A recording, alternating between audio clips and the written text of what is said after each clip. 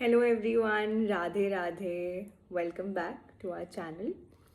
I hope all of you are doing well. Today we are going to discuss shlok number 5 of Bhagavad Gita. Like yesterday, हमने ये discuss किया कि दुर्योधन द्रोणाचार्य से बात कर रहे हैं इस बारे में कि पांडवों के साथ और भी अर्जुन और भीम जैसे बड़े बड़े योद्धा हैं जो कि काफ़ी डेंजरस प्रूव कर सकते हैं फॉर द कौरव आर्मी, है ना, जो कि अच्छी टक्कर का क्या बोलते हैं, अच्छा टक्कर दे सकते हैं कौरवों को।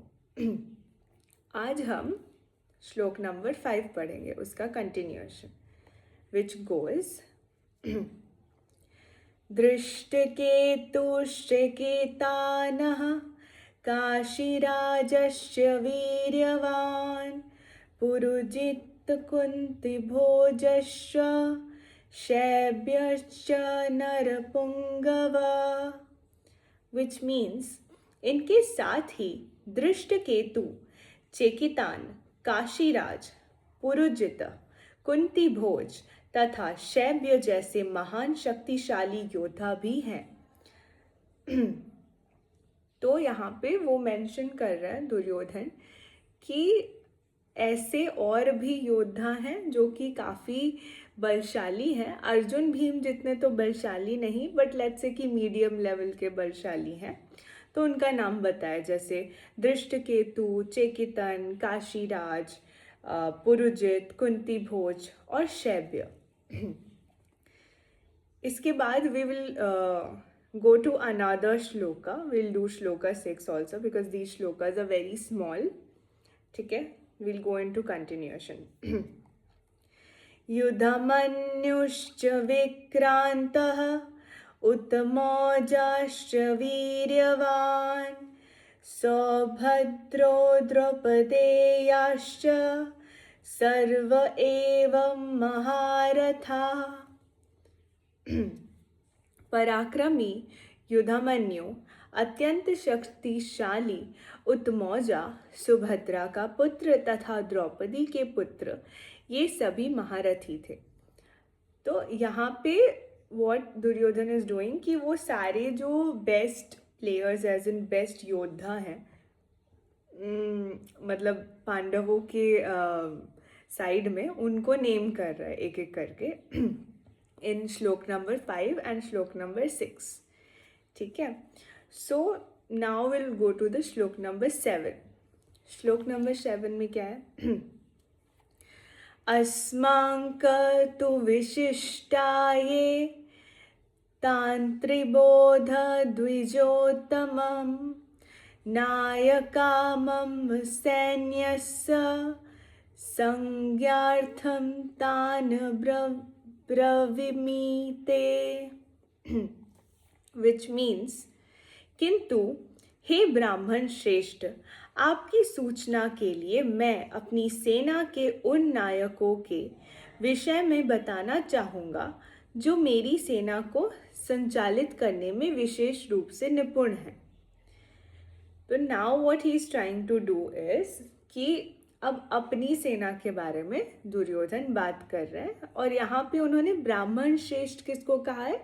उन्होंने द्रोणाचार्य को ब्राह्मण श्रेष्ठ कहा है, क्योंकि द्रोणाचार्य सबसे महत्व ब्राह्मणों में से एक थे महाभारत के वक्त से, और वो सबसे बड़े गुरु थे, मतलब सबसे निपुण गुरु थे, और जिनका बहुत ही सम्मान था उस दौरान में। तो यहाँ पे let us close this down first. ठीक है, okay, so we will discuss कि हमने जो श्लोक 5 में पढ़ा, 6 में पढ़ा और 7 में पढ़ा, उससे व्हाट वी कैन डिसाइफर, और हम क्या सीख सकते हैं, है ना। दुर्योधन ने एक चीज़ बहुत अच्छे से की है यहाँ पे, that he is very detail oriented. वो कहीं भी एक भी लूप होल नहीं छोड़ना चाहते अपनी स्ट्रैटेजी में।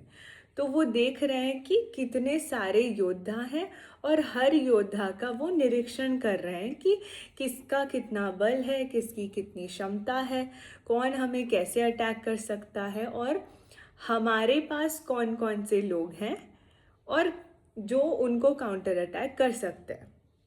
अगेन अभी भी इसमें स्वॉट की ही बात चल रही है, बट इंटरेस्टिंगली एक चीज़ आप देखोगे about Duryodhan character is that वो बहुत ही एनालिटिकल है, ऑल्सो बहुत ही डीपली ऑब्जर्व करते हैं in terms of a very neutral perspective.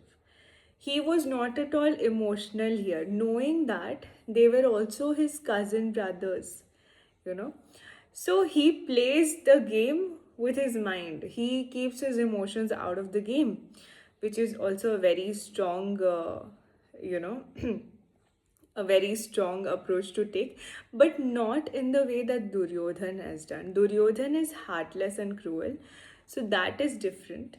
But there is one thing that we can learn from him is कि वो बहुत ही ज़्यादा डिटेल में अपने कॉम्पिटिटर्स को स्टडी करते हैं, हर एक फैक्टर को स्टडी करते हैं और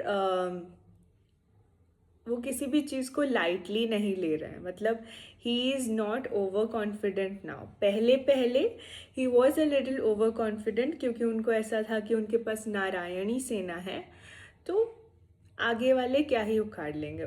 that was the sort of idea that he had in his mind, but when he enters that war field, जब वो कुरुक्षेत्र में एंटर करते हैं और जब वो देखते हैं कि एक्चुअली ऐसा नहीं है, एक्चुअली उनके पास भी बहुत अच्छे अच्छे प्लेयर्स हैं और उनको सही तरीके से एनालाइज करना बहुत ज़रूरी है ताकि उनके उस फीचर को अपने किसी प्लेयर से काउंटर एक्ट करने के लिए, राइट।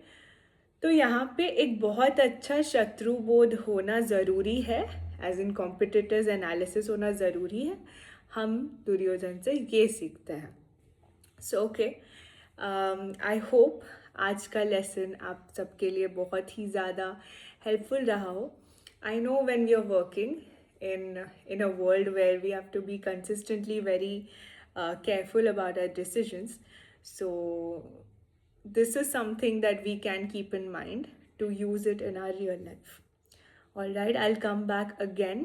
मैं कल वापस से आऊँगी with a new shloka and a new learning. Till then, Radhe Radhe, Hare Krishna, take care.